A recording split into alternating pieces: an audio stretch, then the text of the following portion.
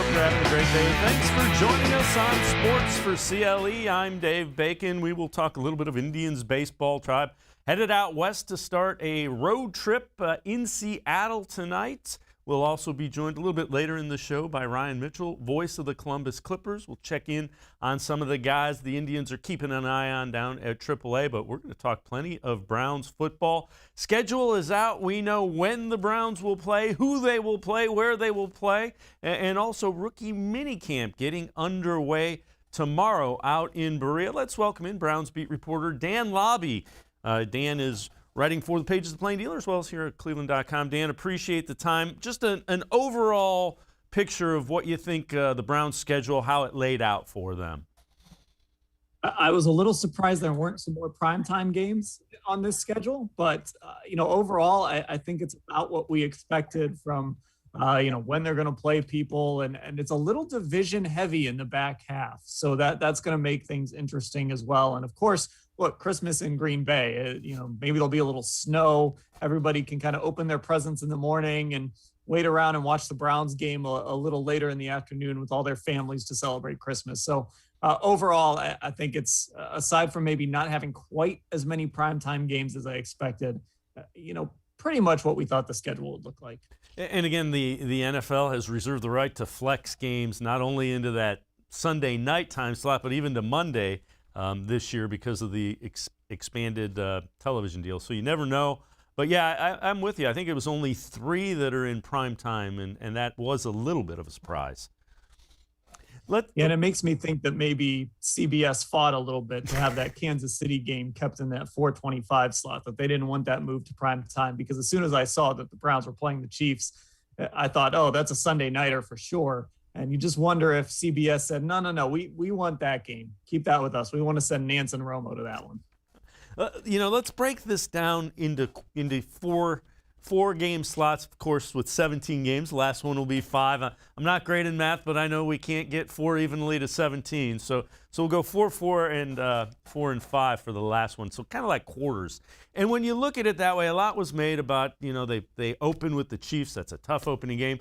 But when you look at the games in that first quarter with the Chiefs, then the Texans, then the Bears, then the Vikings, that's not a bad way for the Browns to start, as they're kind of easing all the new personnel defensively into that scheme. Yeah, I think it's great. And you kind of write off the Kansas City game. It is what it is. The Browns lost 38-6 in the opener last year, and they were just fine. So if they play well against Kansas City, great. If they don't, no big deal.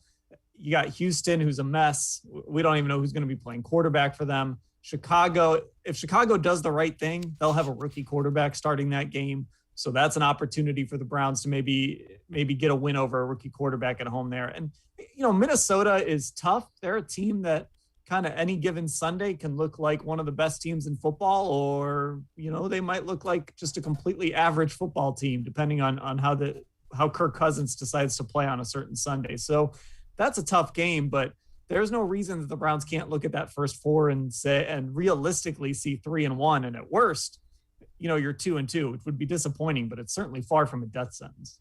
The other thing that I think, and Ellis poo-pooed it yesterday, I think there's a little bit of an advantage to the Browns going against the Chiefs with so many new guys on defense, because they're in a lot of tape for what the Browns are going to do defensively. And I know that, the offense knows where they're going, but if they get surprised by 3 safeties, 3 cornerbacks, much quicker guys, 1 linebacker, there's a lot of sub packages that you could spring and try to negate all that speed that Kansas City has. Yeah, and I certainly think the Browns can use that to their advantage, because Kansas City has no idea where Jeremiah Owusu-Koramoah is going to line up, or what John Johnson is going to do in this defense, or Ronnie Harrison, or whomever. Now, certainly those guys are going to need some time to gel, and the goal is ultimately to have that defense really humming when you get to November. But, look, Kansas City is breaking in a whole new offensive line. Those guys haven't really played much together either. And I think that's just as important as having potentially 9 new starters on defense. That it takes time for those groups to gel. And, all the Browns need to do is maybe sneak in a turnover or 2, and that can be a completely different game. I would agree. All right, let's look at the second quarter. And this one's kind of interesting. They face a lot of potentially young, talented quarterbacks in this second quarter. You've got the Chargers with Justin Herbert, Cardinals with Kyler Murray, Broncos, who knows? Could be Aaron Rodgers, it could be Teddy Bridgewater, it could be Drew Lock. And then you got Ben Roethlisberger, and the Steelers. But again, Justin Herbert was great a season ago. He's still a guy in his second year. And Kyler Murray is extremely athletic and a talented quarterback, still a young quarterback. Again, that's not a terrible second quarter of games as you look at it for the Browns. And those first two quarterbacks are really the types of quarterback that this defense is built to play against. I absolutely love Justin Herbert. I love the Chargers. I'm really bullish on them this year. But you've got an athletic defense to put up against him. And he was amazing under pressure last year. I think PFF gave him the highest rating in the NFL when under pressure last season. So he can handle pressure and he can use his legs and make plays. But you have a defense that is kind of built to combat that. And same with Kyler Murray. You almost wish you get Kyler Murray a little later in the season because we haven't quite seen yet if he can stay healthy for a whole year playing the game the way he does at his size. So getting him early is a little bit of a disadvantage. But, again, that's what this defense is about. They're trying to combat the Justin Herberts, Lamar Jacksons, Josh Allens, all these quarterbacks that play so differently, and they're sort of built for that. So this is a tough stretch. I think Denver is sneaky tough too if Teddy Bridgewater is the starting quarterback because at least you have competence at that position, and that can be really important. So I think Denver is sneaky tough. But again, you look at these 4 games, you don't look at any of them and say, well, that's not a winnable football game. And I think realistically, the Browns could be favored in all of those games. Yeah, if the Browns are going to be the type of team they want to be, those are 4 very winnable games. So you move on to the third quarter of games, and you've got the Bengals, Joe Burrow, probably going to be healthy by the time this one rolls around. Patriots, Lions, and then the first game with the Ravens, that one is in Baltimore. Again, not a horrendous stretch by any stretch of the imagination. Right, and you've just got to take care of your business against Cincinnati and Detroit. I think New England is really interesting this year. This is a team that went 7-9 last year against a pretty difficult schedule and a quarterback in Cam Newton who got COVID. I don't know if that affected him down the stretch or if maybe he's just done. But Bill Belichick still managed to get that team to 7-9. And we talk about them like they went 3-13. So I think, you kind of write off the Patriots at your own risk. That's going to be a difficult football game. Still, the Browns should be favored against the Patriots, just like we talked about with some of those other ones. So if you take care of business against Detroit and Cincinnati, you go to New England, whatever happens, happens. And then it's all about those Baltimore games right after. Yeah, and the really interesting twist to the schedule occurs. Ravens by Ravens, and then you finish up with the Las Vegas Raiders, the Packers in Lambeau, Christmas Day, the Steelers, and the Bengals. So the 2 Ravens games scheduled between a bye, again, I think that plays to the Browns. The Ravens are probably the most non-conventional offense that you're going to face because of Lamar Jackson, and that, tight ends catch the ball a lot. Their running game is really good. But you've got 3 weeks. Those 2 games happen within 3 weeks to have all the same sub-packages and tweak them if you need to between the first game and the second game. And the Ravens have to play the Steelers in between. And I think that's really important. Even if the Steelers aren't good this year, even if they're like a 500 team, we know that Ravens-Steelers rivalry is always physical. We know that Steelers defense plays physical. We know the Ravens don't back down from anybody. So that's a really challenging game for the Ravens to have to play in between facing the Browns. And I know some people think it's gimmicky and weird, but I absolutely love kind of this matchup here. I mean, football is about entertainment, right? And there's nothing more entertaining than you're going to play a primetime game against the Ravens, and it's going to basically set up what needs to happen when you play them 2 weeks later for the Browns in back-to-back games. It's almost like you go from, if you're playing a series in basketball, it's almost like you're going to go from game 1 to game 7, right? I think the AFC North, whoever kind of comes out of those 2 games, in the best shape might go on and win the division.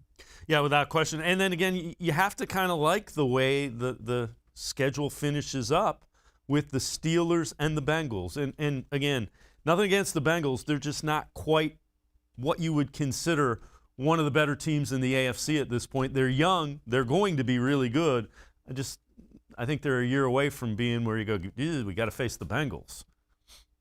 Yeah, I think you're right. And I think if the Bengals are going to beat you, it's got to be like a 35-32 football game. And the Browns didn't remake their defense to lose games 35-32 to the Cincinnati Bengals. They'll be able to force some turnovers. They'll be able to get some separation in games like that. The Packers game is really interesting.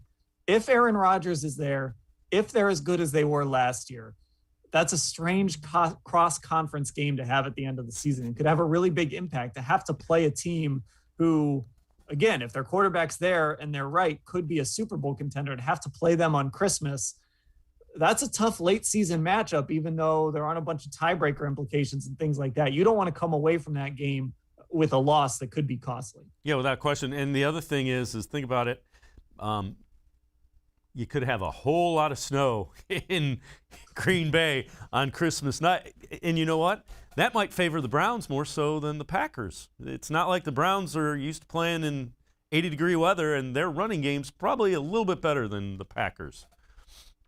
Yeah, the Browns can run the football a little bit, and the Packers have a decent running game, but they're a little more pass-oriented. And even if the Browns do want to be pass-heavy, I think both of these teams can function in the snow, because I think a lot of times that's more of a disadvantage for the defense in the passing game, because at least the receivers know where they're going and the DBs have to react. So I think that we don't have to worry about the weather. I think both of these teams are pretty weatherproof. Dan Labbe and I are going to step aside, take a quick timeout. On the other side of the break, more Browns talk. We'll hear from crazy Uncle Colin about the schedule. We'll also take a look at a couple of ESPN folks who are projecting the Browns in the Super Bowl. Sports for CLE will be right back. Stay with us.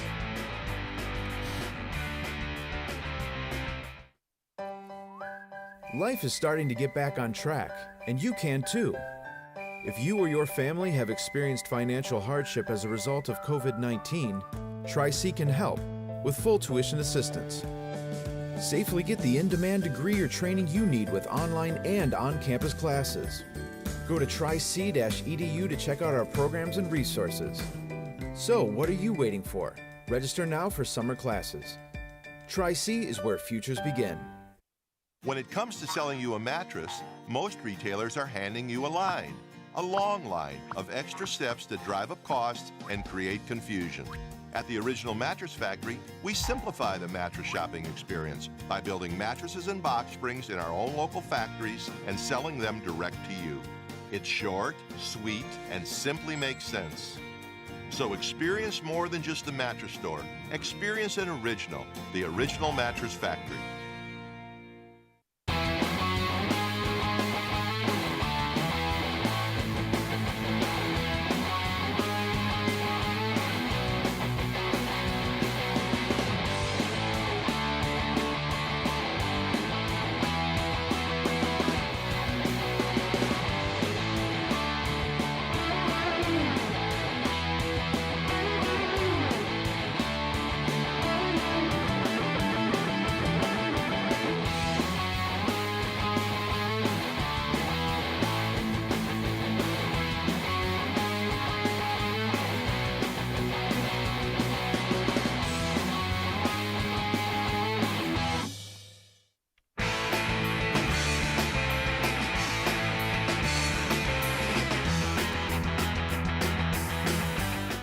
Sports for CLE continues. I'm Dave Bacon. We continue to talk Browns football with Dan Labbe, Browns beat reporter for The Plain Dealer, as well as cleveland.com. And I affectionately refer to Colin Cowherd as crazy Uncle Colin, because you just never know what he's going to say, and he does a lot of things to get a reaction.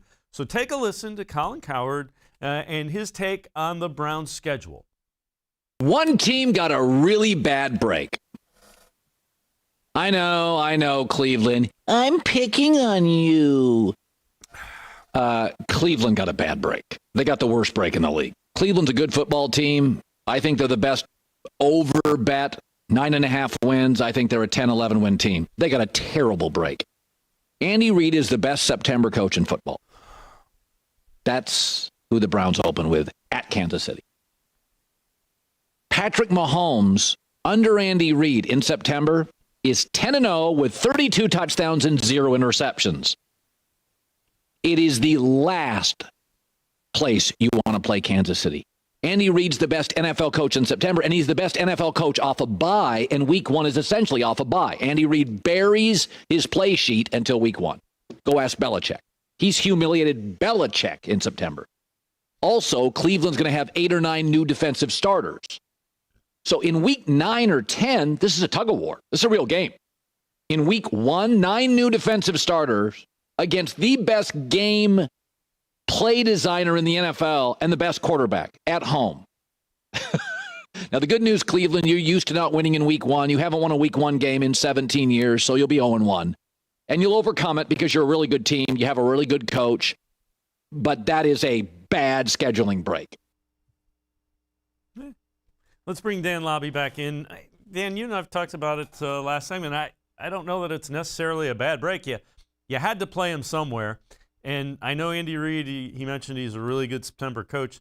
I believe he's 10-8 in week 1 games as well. So, meh.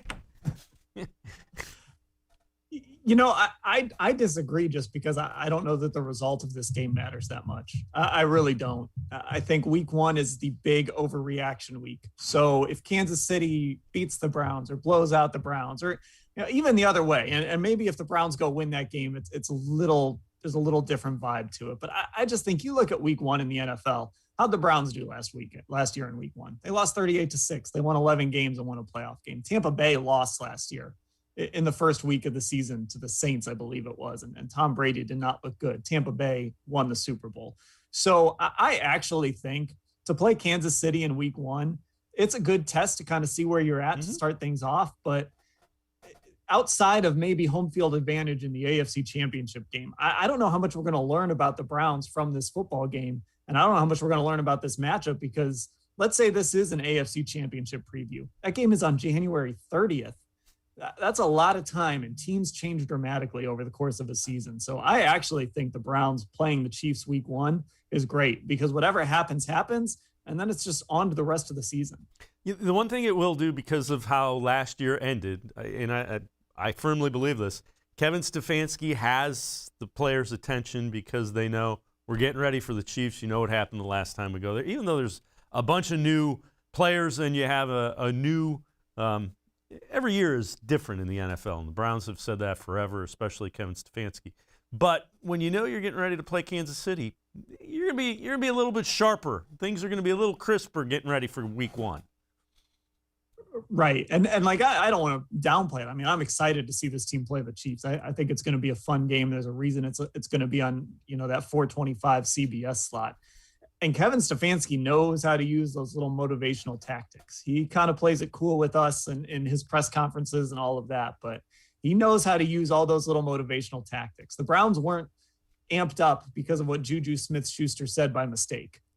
They were amped up because they're going to use anything they can find to get this team motivated. And you're already seeing it a little bit on social media. Browns players on Instagram are already tweeting photos from that loss to Kansas City and turning that focus towards 2021. So I guarantee Kevin Stefanski is going to use this as much.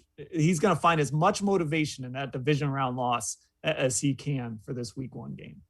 So let's move on. NFL.com has come out with win projections, and it has the Browns at 10.5.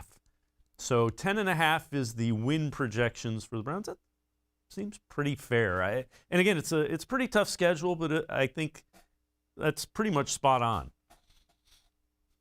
Yeah, and it's so hard to figure this stuff out now with the 17 games, right? Because you hear 10, you're like, 10-6, that's pretty good. But with a 17-game schedule, that's 10-7. So you're kind of playing around in that 10-7 and 11-6 range. I would probably take the over on that. I mean, I actually definitely would take the over on that. I think this team can easily go 12-5, or if things break the right way, or if they beat Kansas City in week 1, if they split with Baltimore, I can see them getting to 12 or 13 wins. So I would take that over for sure. Yeah, you're right. It's gonna be a little bit of a different mindset with that extra 17th game as far as the win totals go. So ESPN has had a number of analysts that were asked to come out after the schedule came out and project their Super Bowl teams who would win. Two of them had the Browns in the Super Bowl. So Mike Clay, who from the get-go after free agency and where the Browns were drafted said, Browns in the Super Bowl. Yeah, I said it. He has the Buccaneers defeating the Browns in the Super Bowl. Again, certainly possible. Don't know whether I'd go to Vegas and put money down on that, but I can certainly see the line of thinking. Yeah, I don't think people should be scared of saying the Browns can make the Super Bowl. And I do think there's going to be this movement nationally where people are going to say that on TV shows, write that in stories, and they're going to put it out there like it's some kind of hot take. But listen, last year, if the Browns take care of business against Chad Henne, who knows how far they could have gone. I think they were, I don't know if they would have beaten Buffalo, but I think they were a good matchup for Buffalo. There's no reason that they couldn't have gone to the Super Bowl last year. So now, with a better defense, having gained that experience last year, the entire offense coming back, second year under Kevin Stefanski and Alex Van Pelt for that offense, there's no reason to believe that the Browns can't get to the Super Bowl. I don't know if I'm ready to just go out on a limb and predict that, but it's certainly far from a hot take if somebody says the Browns can go to the Super Bowl this year. Yeah, I would agree, absolutely. If you're willing to say the Browns have one of the best rosters, why not say they're a Super Bowl contender? Now, Seth Walder, also from ESPN, went a step further. He picked the Browns to win the Super Bowl over the LA Rams. Well, that would be an interesting matchup, right? And LA would get to host the Super Bowl. We'd have the second year in a row of the Rams hosting the Super Bowl. But, and hey, for Detroit fans who have never gotten to see their team in the Super Bowl, at least they'd get to see Matthew Stafford play in that game. Again, I don't know. I haven't decided yet if it's going too far to say, yeah, the Browns will win the Super Bowl. It just feels so strange. But I think they need to be on that list of teams with, if you want to put Kansas City ahead of everybody, if you want to put Tampa ahead of everybody, that's fine. But I think the Browns belong in the same sentence as the Baltimores and the LA Rams and the teams like that. They certainly belong in that contender class. Dan Labbe and I, Browns beat reporter for the Plain Dealer as well as cleveland.com. We're going to step aside, take a quick timeout. On the other side of the break, we continue talking Browns football, the biggest roster holes for each of the 32 teams. We'll see what one national publication says the Browns have as their biggest hole. We'll also see a guy that could step up from a backup role into a starting role. Sports4CLE. We'll be right back. Stay with us. Life is starting to get back on track, and you can too. If you or your family have experienced financial hardship as a result of COVID-19, Tri-C can help with full tuition assistance. Safely get the in-demand degree or training you need with online and on-campus classes. Go to tric-edu to check out our programs and resources. So, what are you waiting for? Register now for summer classes. Tri-C is where futures begin. When it comes to selling you a mattress, most retailers are handing you a long line of extra steps that drive up costs and create confusion. At the Original Mattress Factory, we simplify the mattress shopping experience by building mattresses and box springs in our own local factories and selling them direct to you. It's short, sweet, and simply makes sense. So experience more than just a mattress store. Experience an original, the Original Mattress Factory.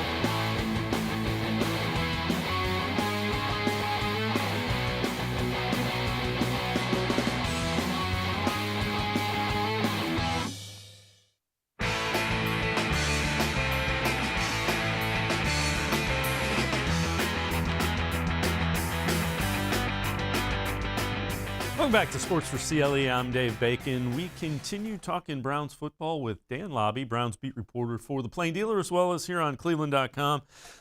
Dan, so ESPN listed the biggest roster holes for each and every one of the 32 teams for the Browns.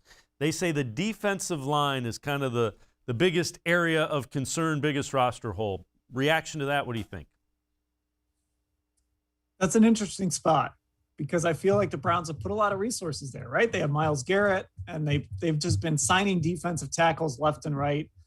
They brought in Marvin Wilson too, who an undrafted free agent who I believe they had a draftable grade on, and a guy that some projected to even be a 5th round pick.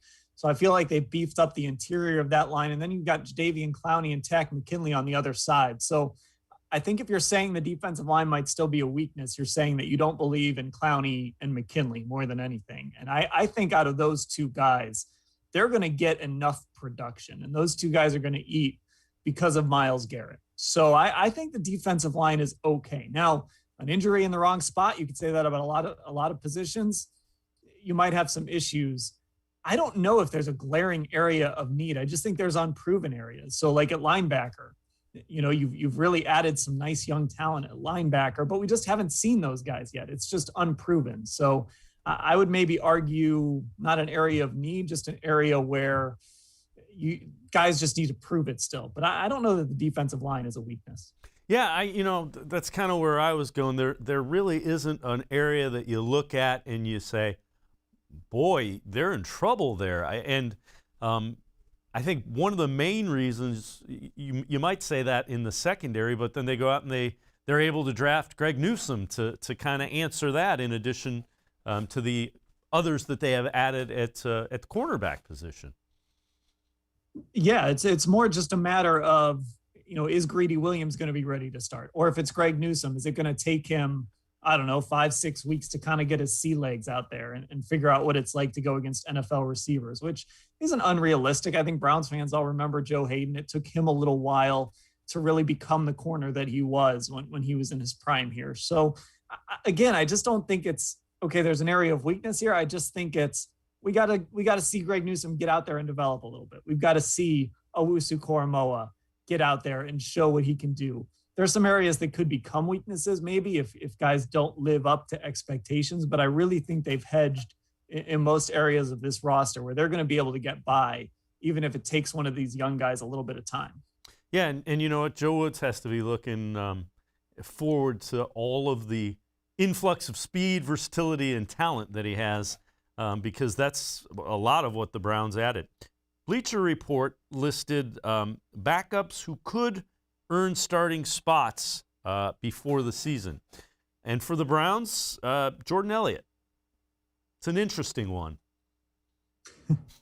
Yeah, it is. And he's a guy that, honestly, I'm not really looking at as a backup. Now, he was a backup last year behind Sheldon Richardson and Larry Ogunjobi, but he was a 3rd-round pick. He was a guy that was actually, Pro Football Focus really loved him. They had him ranked like in the 20s on their overall big board, not just among defensive tackles. They really loved him. You watch some of his tape from Missouri or some of his highlights from Missouri, and he really was able to create pressure up the middle. He played a decent amount last year. You didn't hear his name called a whole lot, but I still think he's a guy in year 2. And that's really how you have to look at some of these draft picks too. They don't draft guys necessarily and think all of them need to contribute right away. They do draft guys like Jordan Elliott who can kind of take their time and play up the depth chart a little bit. So I think that's a really good pick because he's going to go from backing up Richardson and Ogunjobi, and I think he's going to be a key contributor on the inside of that defensive line along with Malik Jackson and maybe some other guys. Let me ask you this. Do you think there's anybody else that they add to this roster? And I know Andrew Berry, you never can say, boy, they're done. But do you think, they add anybody else and bring them in and see what happens? I think they're always going to churn the bottom of the roster or even somewhere in the middle of that roster. I think you're always going to see turnover there. If guys get hurt or if guys just don't perform well, I don't think they're going to be afraid to kind of just throw numbers at a position like they have at defensive tackle, for example.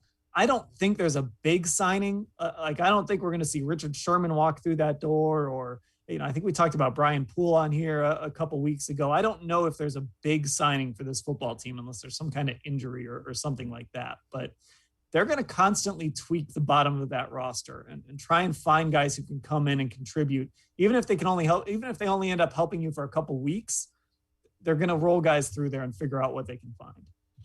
Browns beat reporter Dan Labbe and I are going to step aside, take one more time out. On the other side of the break, Dan and I will talk about some quarterback tiers that were put out on CBSSports.com. We'll tell you where Baker Mayfield is, where Lamar Jackson is, and where Ben Roethlisberger is. Sports for CLE. We'll be right back. Stay with us.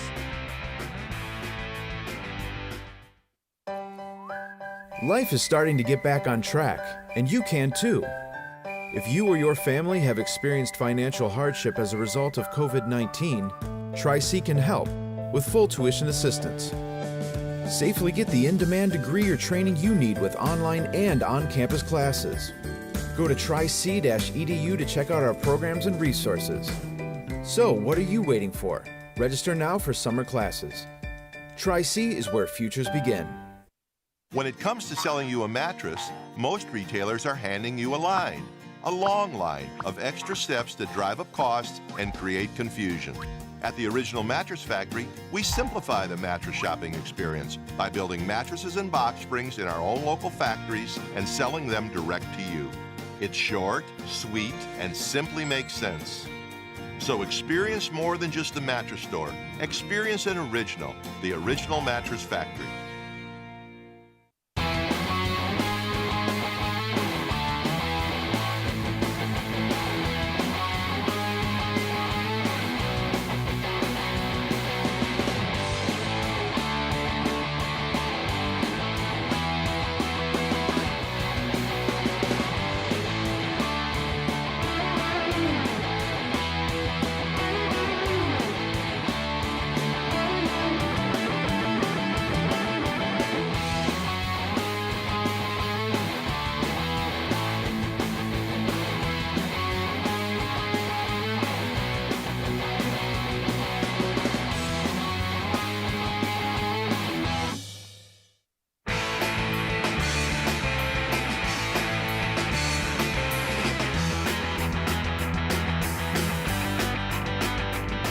Sports for CLE continues. I'm Dave Bacon. We continue to talk Browns football with Dan Labbe, Browns beat reporter for The Plain Dealer as well as cleveland.com. And Dan, we're going to look at CBSSports.com's quarterback tiers. This was put out by Jason Lockenfora.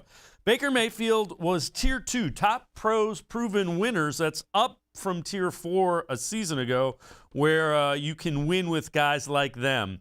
Now, in that same tier, Matt Ryan, Matthew Stafford, Ryan Tannehill, Dak Prescott. So one notch below the franchise quarterback type guys, which seems pretty legitimate as Baker's ascended a couple tiers, if you will. Right, and based on what we saw from really Thanksgiving on last year, that's kind of where Baker planted his flag. No pun intended there.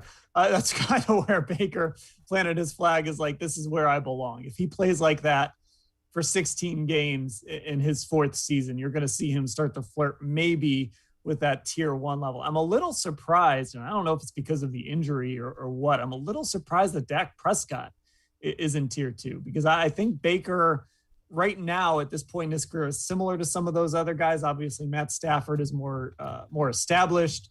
You know, Ryan Tannehill has been fantastic in Tennessee, and I think Baker is certainly on that kind of track and a similar offense.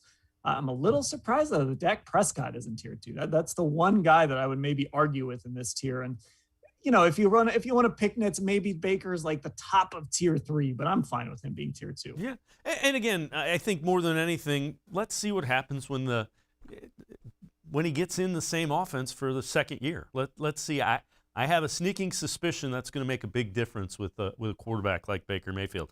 So that Tier 1, bona fide franchise quarterbacks in 2021, Lamar Jackson is in that tier, as is Patrick Mahomes, Tom Brady, Russell Wilson, Aaron Rodgers, Josh Allen, and also Justin Herbert.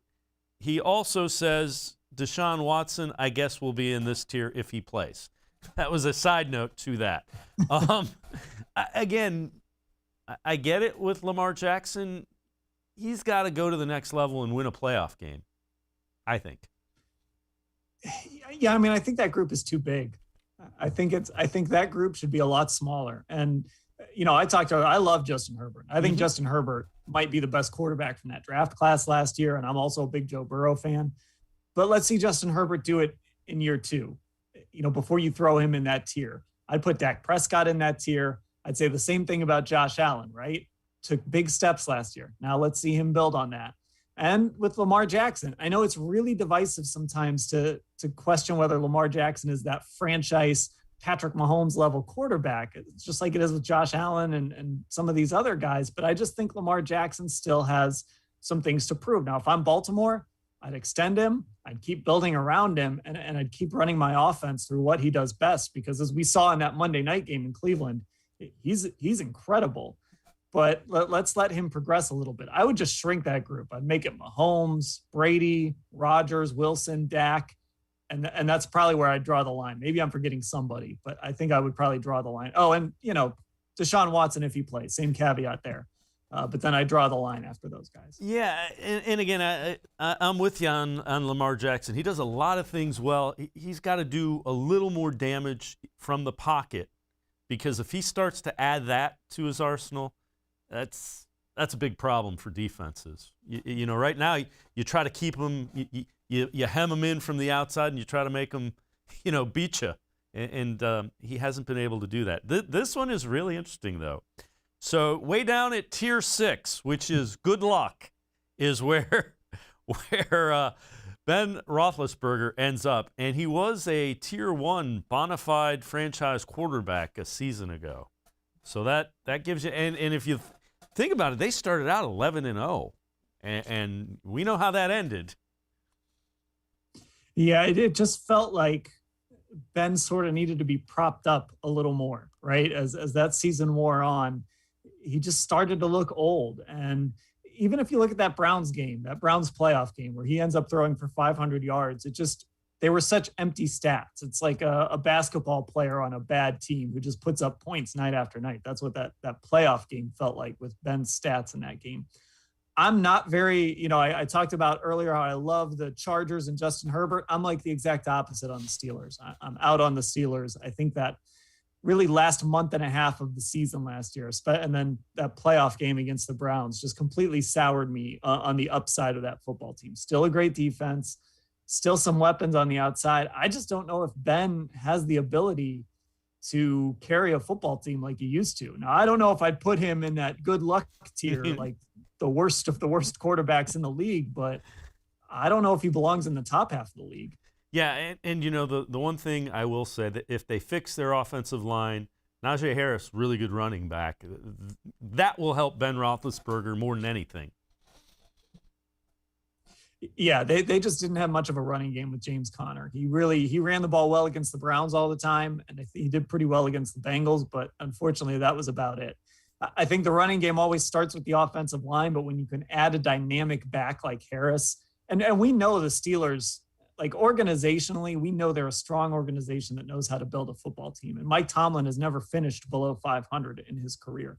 I don't know that it's going to happen this year either, but that doesn't mean the Steelers are going to be, Super Bowl contenders. I could see them going 9-8 and being on the outside looking in when all is said and done. Yeah, that I would agree wholeheartedly. Dan Labbe, Browns beat reporter from cleveland.com, as well as the pages of the Plain Dealer. As always, appreciate the time and the insight. Thanks very much, Dan. All right, thanks a lot. All right, we're going to step aside, switch gears a little bit, other side of the break. We will be joined by Ryan Mitchell, voice of the Columbus Clippers. We'll talk a couple of guys down on the farm that are doing well, some that are struggling a little bit.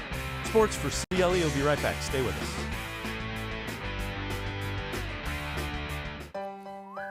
Life is starting to get back on track, and you can too. If you or your family have experienced financial hardship as a result of COVID-19, Tri-C can help with full tuition assistance. Safely get the in-demand degree or training you need with online and on-campus classes. Go to tric-edu to check out our programs and resources. So, what are you waiting for? Register now for summer classes. Tri-C is where futures begin. When it comes to selling you a mattress, most retailers are handing you a line. a long line of extra steps that drive up costs and create confusion. At the Original Mattress Factory, we simplify the mattress shopping experience by building mattresses and box springs in our own local factories and selling them direct to you. It's short, sweet, and simply makes sense. So experience more than just the mattress store. Experience an original, the Original Mattress Factory.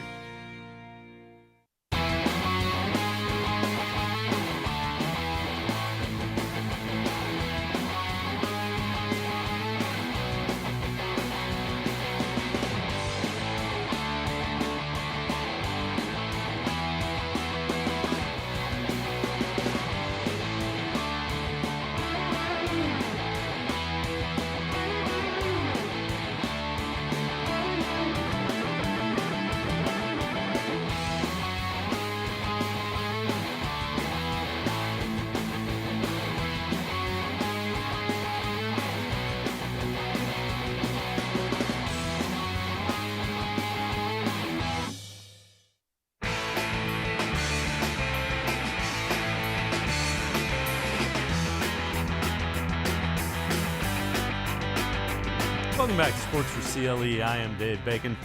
We switch our focus a little bit. We're going to talk a little bit of baseball. We head out to Columbus and welcome in Ryan Mitchell, voice of the Columbus Clippers, Indians AAA affiliate. Ryan, appreciate the time. Let's talk a little bit about Logan Allen. Got the start today. What have you seen with Logan Allen as he continues to try to figure things out down at AAA? Well, some good things and some inconsistency. Today in his start, he went the first 4 innings, did not allow a base hit. He walked back-to-back batters in the third, but escaped without any damage and then pitched a clean 4th inning as well. The 5th, things started to spiral on him a little bit, and he allowed 4 runs in that frame, and it just kind of got out of control a little. And, you know, you'll see that from time to time, but I think there are some positives for him to take from the ball game. And that's really what it's about right now. He started the year obviously up with the Cleveland Indians, had some success, but a lot of rough time on the hill, which is why he was sent down to try and figure some things out. I think this start had more positives than his first start. He went just an inning and 2/3 against Louisville, so made it into the 5th inning today, made some really good pitches. The tight strike zone at times didn't help him, but as a pitcher, you have to be able to overcome that and battle with it a little bit. So hopefully this is a step in the right direction for him, and when his turn comes around again, he will make more strides in the right direction because the Cleveland Indians want him to succeed and get back to the major leagues and help out that rotation. The one thing that he admitted, you know, after his last start and heading down there, he needed to locate his fastball a little bit. Have you started to see that come around a little bit? More so in the second start than in the first. I think he had a little bit better success with the fastball. He threw some good breaking pitches as well. There were some really, you know, it's always been the case with Logan, and we haven't seen a ton of him. When he came over after the trade, he was with the Clippers for only a partial season, and then, of course, 2020, we didn't get to see him at all. But you see what the Cleveland Indians like. When he executes his pitches, you think, man, that's big league stuff right there. So it's just a matter of doing it on a more consistent basis. So yeah, there were strides today in a little bit better command and his mix of pitches as well.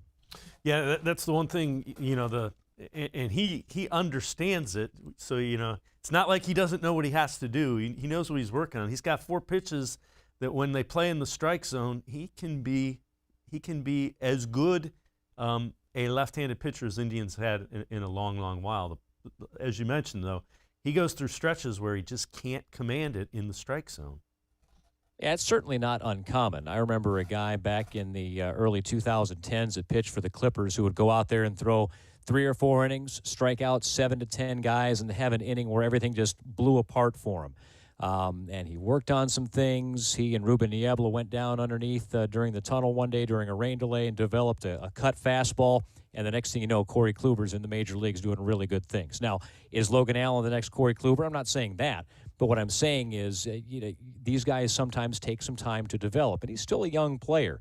So there's plenty of time for him to find that, whether it's one particular pitch that he can master and pitch off of, or just maybe slow things down a little bit and fine-tune his command. So, you know, you don't want to throw the baby out with the bathwater just yet on Logan Allen. I don't think you've seen the last of him, certainly, in the major leagues.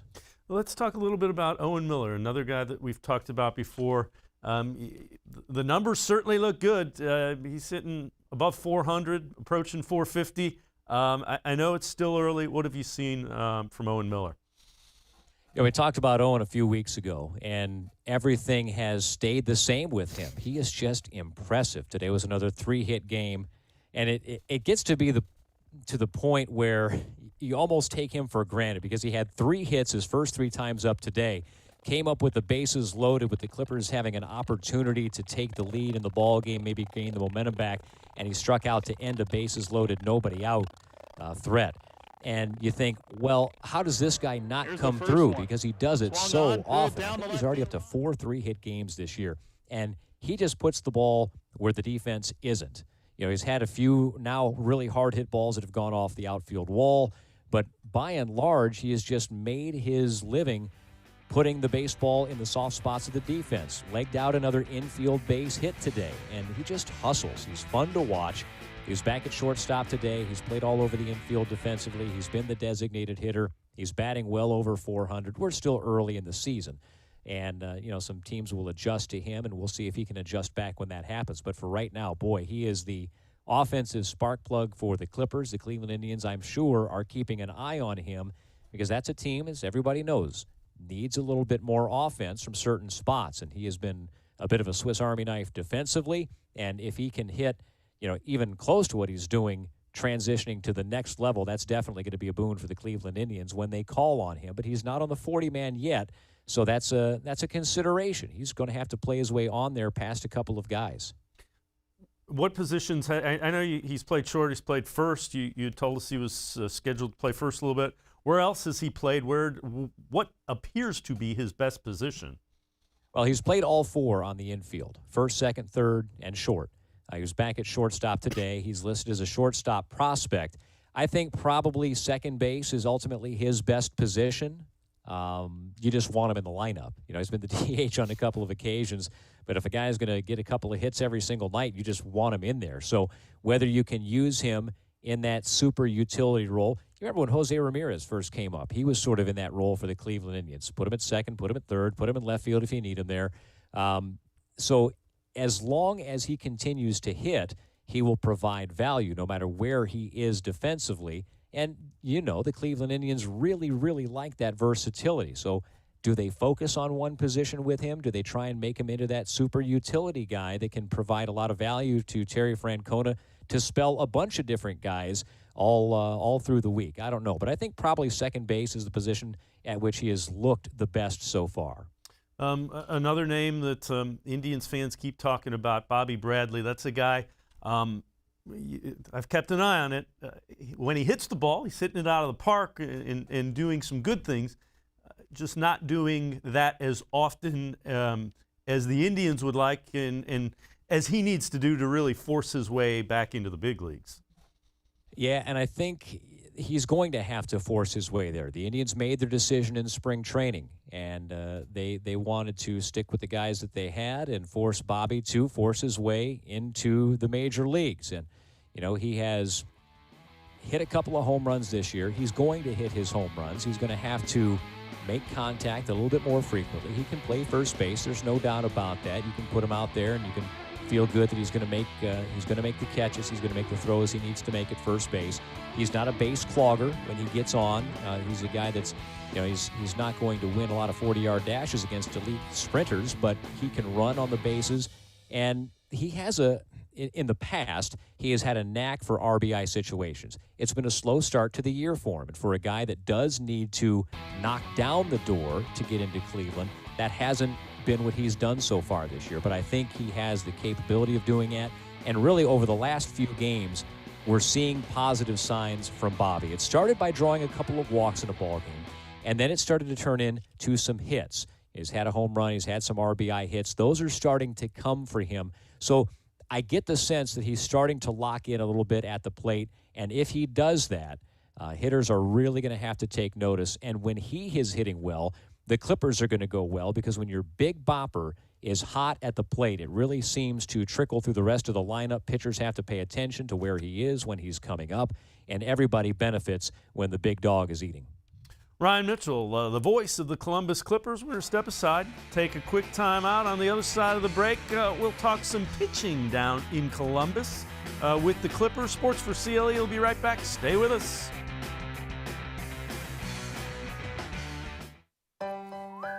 Life is starting to get back on track, and you can too. If you or your family have experienced financial hardship as a result of COVID-19, Tri-C can help with full tuition assistance. Safely get the in-demand degree or training you need with online and on-campus classes. Go to tric-edu to check out our programs and resources. So, what are you waiting for? Register now for summer classes. Tri-C is where futures begin. When it comes to selling you a mattress, most retailers are handing you a long line of extra steps that drive up costs and create confusion. At the Original Mattress Factory, we simplify the mattress shopping experience by building mattresses and box springs in our own local factories and selling them direct to you. It's short, sweet, and simply makes sense. So experience more than just the mattress store. Experience an original, the Original Mattress Factory.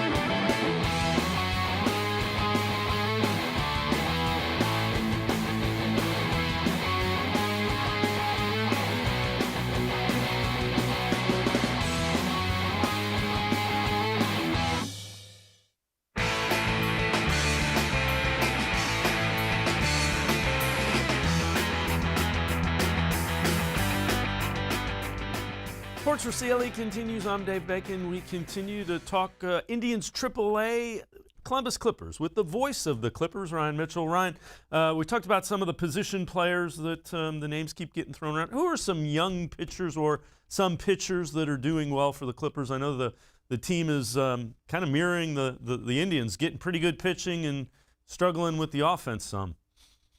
Yeah, that's kind of been the case. The Clippers' offense has been a little bit hit or miss. They've put some big, crooked numbers up, but the pitching has been pretty solid. The bullpen was dynamite until the last 2 days. The bullpen allowed the Omaha Storm Chasers, the AAA affiliate of the Kansas City Royals, to come from behind and win both last night and this afternoon. And that's something that they hadn't done over the first series plus. The bullpen had been really outstanding, not allowing a run over the final 3 innings of any game until yesterday. But, you know, these things happen over the course of a long season. So you give them a bit of a pass for that. It hurts, of course, right now. But, you know, Kirk McCarty was the starter yesterday, or excuse me, 2 days ago, and I really liked the way he kept his pace. There wasn't a lot of traffic on the bases, so that makes it easy for a starter to do. But he is one of those guys who makes the pitch, give me the baseball, give me the sign, let's throw the next one. And he got into a really good rhythm against Omaha in the first game of the series and carved him up. And then, you know, we had J.C. Mejia throwing yesterday. He looked pretty good as a starter, made it through 5 innings, was in line for the win before Omaha was able to score 3 runs over the 8th and 9th inning to take the victory from the Clippers. And, you know, we talked about Logan Allen earlier. There's 3/5 of your rotation. And then you talk about, you know, Scott Moss, Eli Morgan. Those are both guys that are a factor for the Cleveland Indians in the future. They both had late starts, held back in spring training a little bit. They just joined the Clippers at the end of the alternate training site, and both have looked pretty good so far this season. I don't know if you've got the next Shane Bieber quite yet, but there's time to develop. That's what the minor leagues are for. You get those maybe that 4th pitch as a starter, or really fine-tune the command of your fastball, something you can pitch off of. So the rotation has been pretty good. The bullpen, there's a real mix of guys that have been in the organization and then some other guys from outside of the organization. DJ Johnson was the pitcher today that finished off the game, gave up a 2-run home run, but prior to that, he was dynamite. He has been at the back end for 4 games for the Clippers, and you think about some of the other guys. Blake Parker has a couple of saves, but he struggled a little bit yesterday. So in back-to-back games, the bullpen has given up some runs. But Anthony Goes is an interesting guy. Made it to the major leagues in the Blue Jays system as an outfielder and converted to a pitcher. He's 30 years of age now and started that transition with the Tigers. He's been in the Indian system now for a couple of years. Really hard thrower. He can get to the upper 90s. We've seen him 98 with his fastball. He's got a slider.